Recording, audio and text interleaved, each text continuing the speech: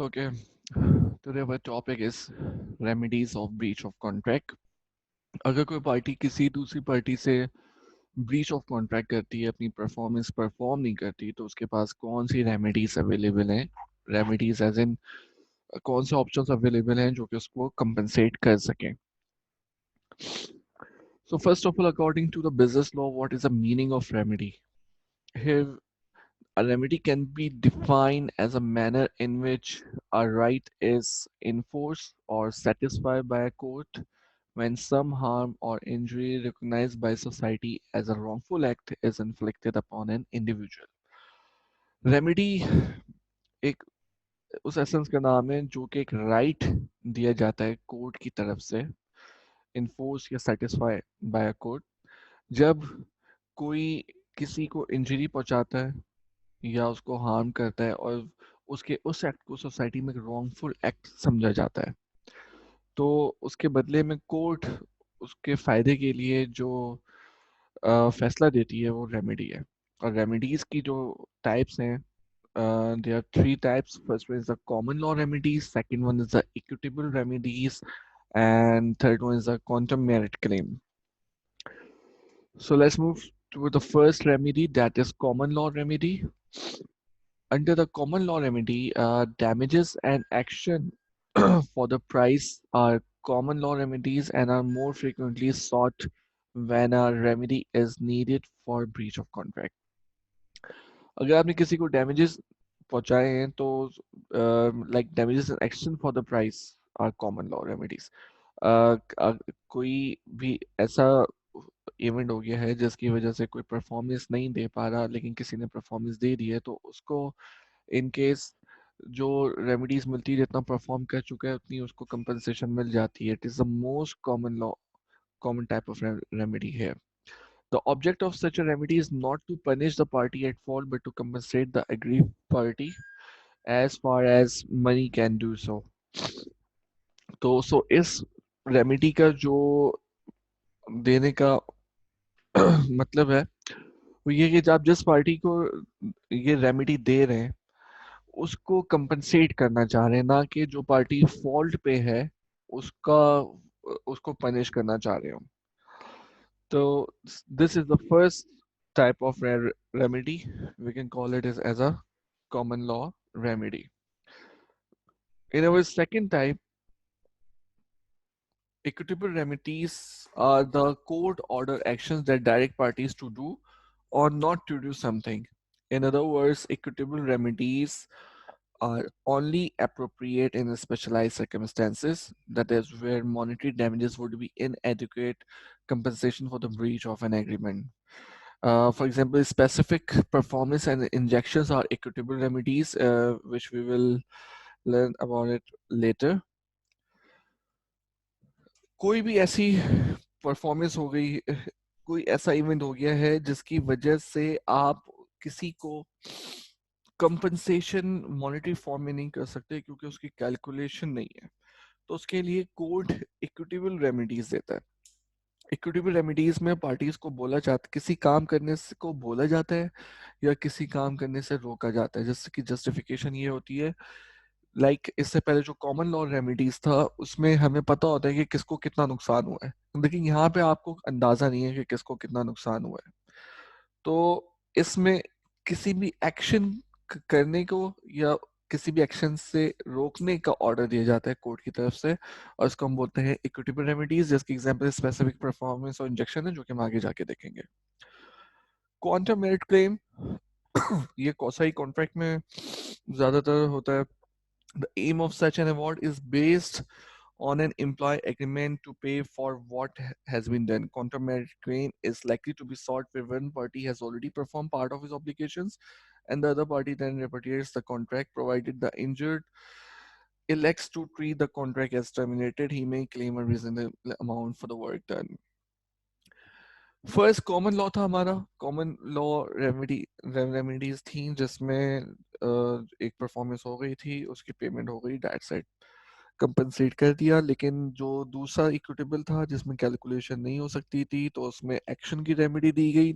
यहाँ पे quantum merit claim में होता है कि कुछ परफॉर्मेंस ऐसी होती हैं जो कि time by time, day by day या थोड़े लंबे अरसे तक के लिए होती हैं, और जो सामने वाली पार्टी अगर इस अरसे में ब्रीच ऑफ कॉन्ट्रैक्ट कर दे तो जिसने जितनी परफॉर्मेंस दी है उसको उतनी कंपनसेशन दी जाएगी। यहाँ पे ऐसा नहीं है कि अगर आपका कॉन्ट्रैक्ट हुआ था 1 मिलियन रुपीज का for the time period of 1 year, इसमें आपको आफ्टर डिफरेंट टाइम्स आपको डिलीवरीज करनी थी रॉ मटेरियल की। तो अगर आफ्टर 6 मंथ अगर सामने वाली पार्टी ब्रीच ऑफ कॉन्ट्रैक्ट करती है और अगर आप कोर्ट पे जाते हैं तो उसमें कॉन्ट्रा मेरिट क्लेम के हिसाब से सामने वाली पार्टी ने आपसे जितना फायदा उठाया उतना आपको कंपनसेट करेगा। तो this Contra merit claim. Remedies for breach. अब रेमेडीज कौन सी अवेलेबल हैं ब्रीच के जब ब्रीच ऑफ कॉन्ट्रैक्ट होता है? So parties to a lawful contract are bound to perform their respective obligations, but when one of the parties refuses to perform his obligation, he is said to have committed a breach of contract. As we discussed earlier, if any of the party has committed a breach of contract or did not perform his job, then that party should compensate the other party in terms of remedy. So there are different type of remedies. The first one is the rescission of contract. The second one is the restitution. Third one is damages, then specific performance, injection, and contra merit. So let's discuss. The first one is the rescission of contract. Rescission of contract होता है, rescission is actually putting an end to a contract. Rescission means a right not to perform your obligation. जब contract rescind हो जाता है तो आपको अपने obligations perform करने की जरूरत नहीं है. In case of a breach of contract, the promisee may put an end to the contract. अगर promisor breach करता है तो promisee contract को खत्म कर देता है. In such case, the aggrieved party is discharged from all the obligations. Innocent party, aggrieved party जिसके अगेंस्ट ब्रीच हुआ है, वो तमाम ऑब्लिगेशन से डिस्चार्ज हो जाता है and is entitled to claim compensation for the damage which he has sustained because of the non performance of the contract under section 39 and 75. So simple, mister B में contract हुआ था, mister B ने performance दे दी थी लेकिन mister A ने performance नहीं दे रहे थे, तो मिस्टर बी कॉन्ट्रैक्ट को रिसेंड कर सकते हैं, ख़त्म कर सकते हैं और वो सू कर सकते हैं अपने डैमेजेस के लिए जो उन जो मिस्टर ए की नॉन परफॉर्मेंस की वजह से मिस्टर बी ने बेयर करें under section 39 and section 75. So this is the actually the rescission of contract. तो सवाल उठता है when is rescission granted? Rescission कब ग्रांट हो सकती है? So the court may grant rescission in the following two cases where the contract is voidable at the option of the aggrieved party. अब aggrieved party कौन है? जिसने performance तो दे रही है लेकिन सामने वाला परफॉर्मेंस नहीं दे रहा, या जिसको सामने वाली परफॉर्मेंस का इंतजार है ताकि बाद में अपनी परफॉर्मेंस दे, लेकिन अदर पार्टी उसको परफॉर्मेंस नहीं दे रही जिसकी वजह से उसको नुकसान हुआ है, तो वो इनोसेंट पार्टी हुई या अग्रीव पार्टी हुई, तो उसके पास एक वॉइडेबल ऑप्शन है जो कि हम पहले भी पढ़ चुके हैं. वॉइडेबल ऑप्शन कि उसके पास ऑप्शन है या तो वो कॉन्ट्रैक्ट को वॉइड कर दे, खत्म कर दे, या उसको एज इट इज रीस्टोर चलता रहने दे. तो अगर उसके पास ऑप्शन है तो कॉन्ट्रैक्ट उससे फिर कॉन्ट्रैक्ट को रेसिड कर सकती है court. Where the contract is unlawful for causes not apparent on its face and defendant is more to blame than the plentiful. अगर कॉन्ट्रैक्ट अगर आपका अनलॉफुल है जो कि आपको सामने लग नहीं रहा, but it is unlawful as in के जो शख्स केस लेके आया है कोर्ट के पास के मतलब किसी भी वजह से उसको डैमेजेस हुए हैं, उसको नुकसान हुआ है और अब कॉन्ट्रैक्ट अनलॉफुल हो चुका है, तो अगर वो ये तमाम चीज़ें सामने रख दे कोर्ट के और कोर्ट इसको जस्टिफाई समझे तो फिर कॉन्ट्रैक्ट रेसिड हो सकता है. प्लेंटिफ कौन? जो कि केस कोर्ट पे लेके जाएगा. Where is rescission not granted? Rescission कब ग्रांटेड नहीं होती? First, where the aggrieved party has expressly और इम्प्लाइडली रेटिफाई द कॉन्ट्रैक्ट. अगर उसकी कंसेंट से एक्सप्रेसली और इम्प्लाइडली इनोसेंट पार्टी की तरफ से ये हो कि ठीक है कॉन्ट्रैक्ट रेटिफाई कर लेते हैं, मतलब ठीक है आपने भी डिलीवरी नहीं दी, आप बाद में दे देना, तो फिर कॉन्ट्रैक्ट रेसिड नहीं हो सकता. where owing to the change of circumstances the parties cannot be restored to their original positions. कुछ ऐसा हो गया, सुपरवीनिंग इम्पॉसिबिलिटी कुछ ऐसी हो गई है जिसकी वजह से दोनों पार्टीज अब पहले की पोजीशन में वापस नहीं जा सकती और परफॉर्मेंस भी नहीं दे पा रही, तो कॉन्ट्रैक्ट रिसेंड नहीं होता, may be it will be suspended for short time period. Third one is where the third party has acted in good faith and for good consideration. जैसे हम पहले भी पढ़ चुके थे, ए ने बी को लोन दिया था, बी ने लोन वापस करना था लेकिन नहीं कर पाया था, तो अब सी ने आके लोन वापस कर दिया है ए को गुड फेथ पे. और तो एक तरह से उसकी तरफ से अब ये कॉन्ट्रैक्ट रिसाइन इसलिए नहीं हो सकता क्योंकि उसको उसकी कंसिडरेशन मिल चुकी है और सामने वाले ने उसको गुड फेथ में दिया है उसी के नाम से, तो कॉन्ट्रैक्ट खत्म नहीं हो सकता. Where only part of a contract is sought to be rescinded and such part is not severable from the rest of the contract. Contract है जिसमें आपको सेवरल डिलीवरीज करनी है, लेकिन कुछ डिलीवरीज ऐसी हैं जो कि नहीं कर पा रहे हैं आप किसी भी वजह से, तो कॉन्ट्रैक्ट आपका रेसेंड नहीं हो सकता. पूरा कॉन्ट्रैक्ट उसका एक हिस्सा है जो रेसेंड हो जाएगा लेकिन बाकी रेसेंड नहीं होगा. सो ये रेस्ट्रिक्शन के आपके डिफरेंट पॉइंट्स थे.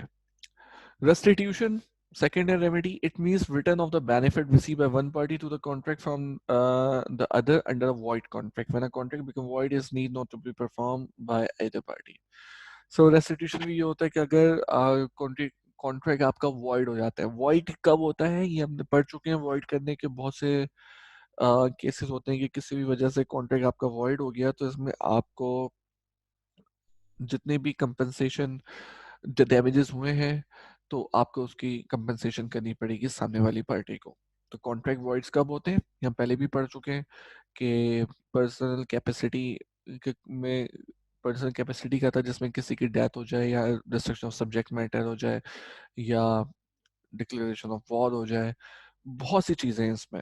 Damages are monetary compensation allowed for loss suffered by the aggrieved party due to breach of contract. The objective of awarding damages is not to punish the party as a fault, but to compensate the aggrieved party as far as money can do so.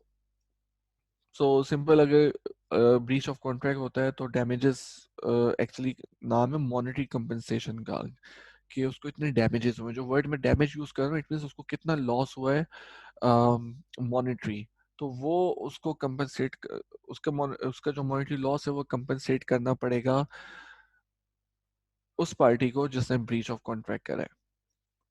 और इस damages का मतलब जब वो damages पे कर देगा तो मतलब डैमेजेस इसलिए पे नहीं किए जाते कि सामने वाली पार्टी को पनिश किया जाए, but it is actually to compensate the aggrieved party.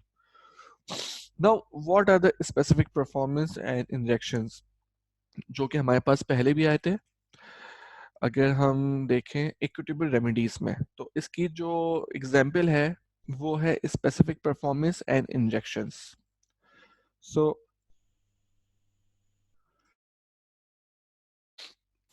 Injection specific performance has sue for specific performance is an equitable doctrine that compels a party to execute the agreement according to its terms, where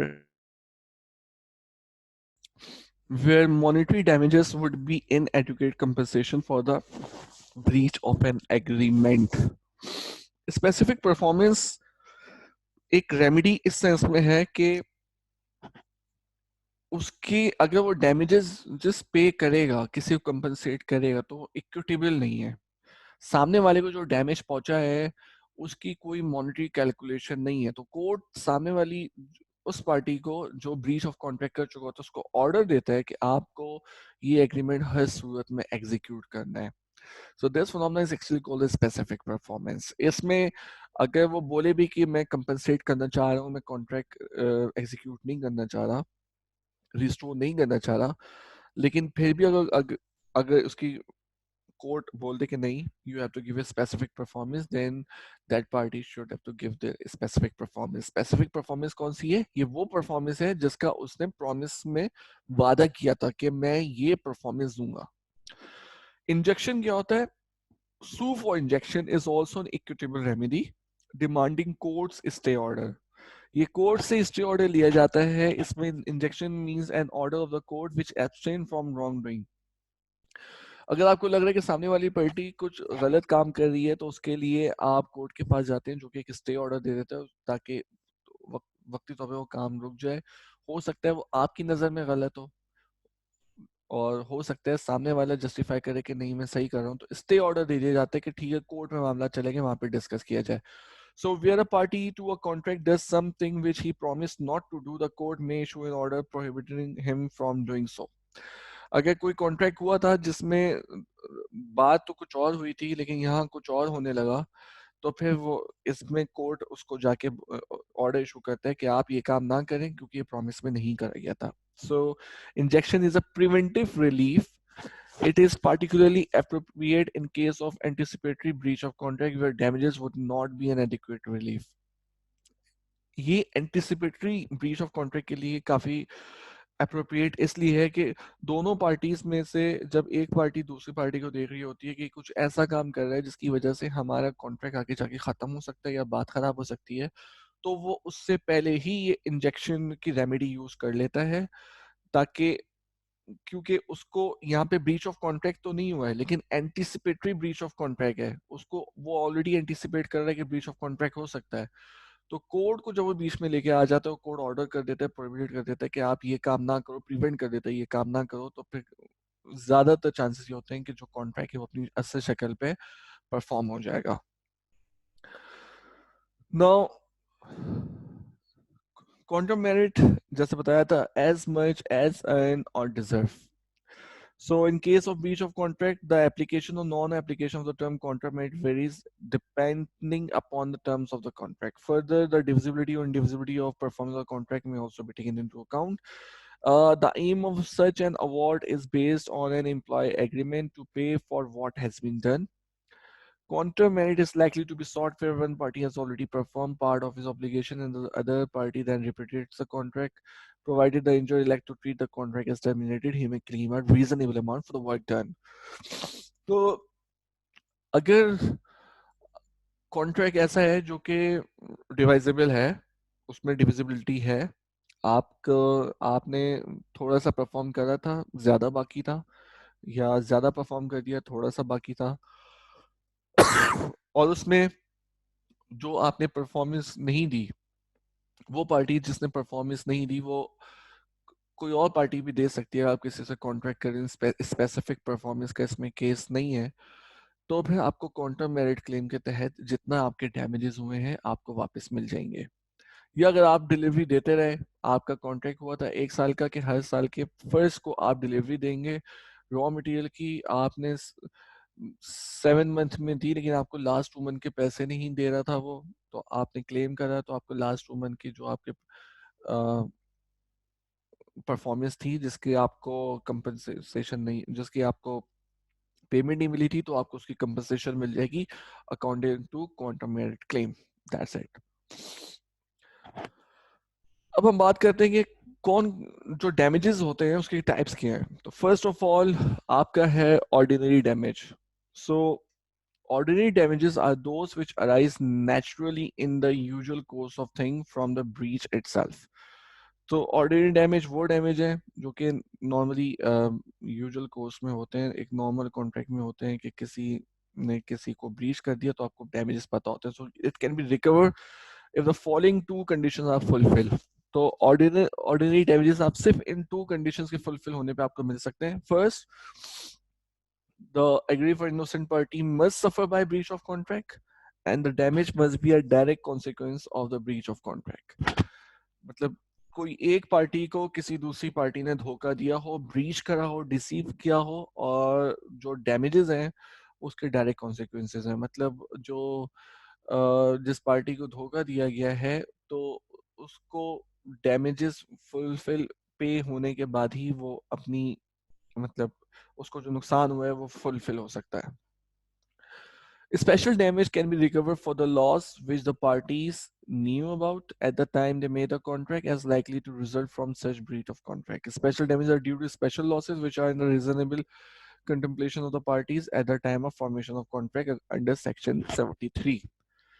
So अगर special damage से आपको उसी वक्त recover हो सकते हैं जब parties को उनके बारे में पता हो, और जब वो कॉन्ट्रैक्ट कर रहे हो तब भी पता हो, और उन्होंने तय कर लिया हो कि जब अगर कोई ब्रीच ऑफ कॉन्ट्रैक्ट करेगा तो हम इतनी अमाउंट फुल पे करेंगे, तो they are the special damages, they should be payable by that party जो ब्रीच ऑफ कॉन्ट्रैक्ट करे.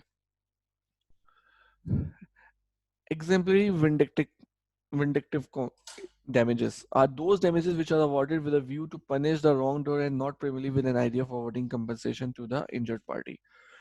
ये वो डैमेजेस हैं जिसने गलत काम करा है, जिसकी वजह से ब्रीच ऑफ कॉन्ट्रैक्ट हुआ है, उस पर लगाए जाते हैं, ना कि उसको दिया जाता है जो कि इंजर्ड पार्टी थी और इनोसेंट पार्टी थी.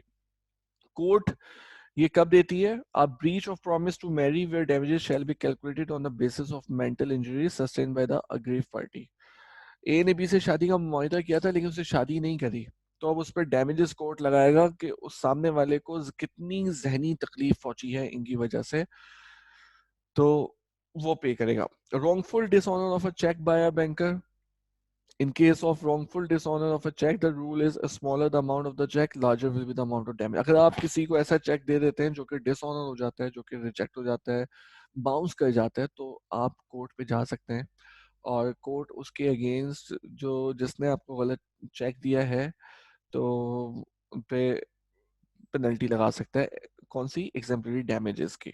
सो trader may recover such damage as wrongful dishonor of check shall adversely affect his goodwill. क्योंकि अगर किसी पे पेनल्टी लगेगी तो उसकी गुडविल भी खराब होगी, ठीक है. But a non-trader whose check is wrongfully dishonored will have to prove the loss of goodwill before claiming such damages. अगर किसी का गलती से चेक बाउंस हो जाते हैं तो वो भी डैमेजेस क्लेम कर सकते हैं कि मेरी इस वजह से गुडविल खराब हुई है, लेकिन उसको प्रूव करना पड़ेगा ये क्लेम करने से पहले कि मेरा चेक गलती से डिसऑनर हुआ है, मैंने के डिसऑनर होने के लिए चेक नहीं दिया था. Nominal damages are the most common damages where the injured party has sustained damage of a short but not of a substantial nature to be reckoned. ये बहुत छोटे छोटे damages होते हैं जो कि पे कर सकते हैं. लाइक डिलीवरी हुई थी 5,000 गुड्स की, उसमें कोई एक दो गुड्स आपके खराब निकले थे, आपने वो उसकी या तो दूसरे गुड्स ले लिए या तो आपने उसको रिटर्न कर दिया, या रिटर्न करने के बाद उसको आपको पैसे मिल गए नॉमिनल. लिक्विडेटेड डैमेजेस कौन से होते हैं? Where parties to a contract at the time of formation of contract, जब कॉन्ट्रैक्ट बन रहा था, specify a sum which will become payable by the party responsible for breach. यहाँ पे वो ऑलरेडी डिसाइड कर लेते हैं कि अगर कोई ब्रीच करेगा तो उसमें हम कौन कितना पे करेगा. Such specified sum is called liquidated damages. This amount represents a genuine attempt to work out what a loss would mean in the event of such a breach. ए और बी में कॉन्ट्रैक्ट हुआ है कि कल को अगर हम में से कोई भी ब्रीच ऑफ कॉन्ट्रैक्ट करते हैं तो हम 5 लाख रुपए देंगे, 10 लाख रुपए देंगे, 15 लाख रुपए देंगे. ये जो पैसे डिसाइड हुए हैं ये लिक्विडेटेड डैमेजेस है कि eight the time of breach of contract, the party who will do a breach will have to pay that amount to the innocent party. Stipulation of interest: two parties may agree to give a specific rate of interest in case of breach of contract. इससे पहले जो था liquidated damages से उसमें एक amount decide होती है, यहाँ पे एक specific rate of interest decide होता है कि इस पे हम ब्रीच ऑफ कॉन्ट्रैक्ट में दूसरे को पेमेंट करेंगे. अब ये रेट ऑफ इंटरेस्ट उस वक्त तक जितने पैसे लग चुके होते हैं उस पर भी हो सकता है, या जितने जितने की परफॉर्मेंस रहती है उस पर भी हो सकता है. वो डिपेंड करता है कि कॉन्ट्रैक्ट के टर्म्स एंड कंडीशंस क्या है. Forfeiture of security deposit or earnest money, a clause in a contract which provide for forfeiture of security deposit in the event of failure to perform is in the nature of penalty. In such cases, the court may award reasonable compensation only, but in case where the contract is made with the government, in case of breach, the government can forfeit the whole amount of the deposit as security.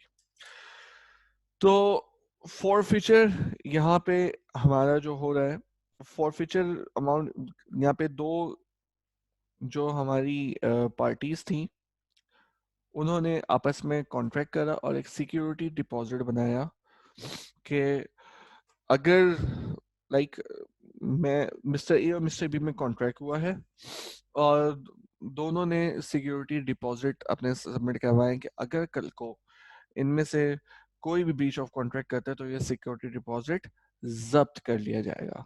ठीक है, तो ये जो security deposit है अगर आपने government को लेके करा है तो गवर्नमेंट पूरी अमाउंट आपकी जब्त कर लेगी, लेकिन अगर आपने खुद करा है तो कोर्ट जो जिसने ब्रीच करा है उसका सिक्योरिटी डिपॉजिट से कंपनसेट कर सकती है इनोसेंट पार्टी को भी according to section 74। So this is all about the damages. बस अगेन अगर मैं रिपीट करूं तो इसमें हमने रेमेडीज में सबसे पहले रेमेडी क्या होती है पढ़ी, फिर common law, equitable remedies and counter merit claim remedies, ये तीन टाइप्स हैं। फिर रेमेडीज कौन सी अवेलेबल होती हैं आपको, recession, restitution, damages, specific performance, injection and counter merit claim जिसको हमने डिस्कस करा। और उसके बाद आपके काइंड ऑफ डैमेजेस में ordinary damages, special damages, exemplary damages, nominal damages, liquidated damages, stipulation for interest, and forfeiture of security deposits. So this is all about the damages and remedies. Thank you so much. Allah Hafiz.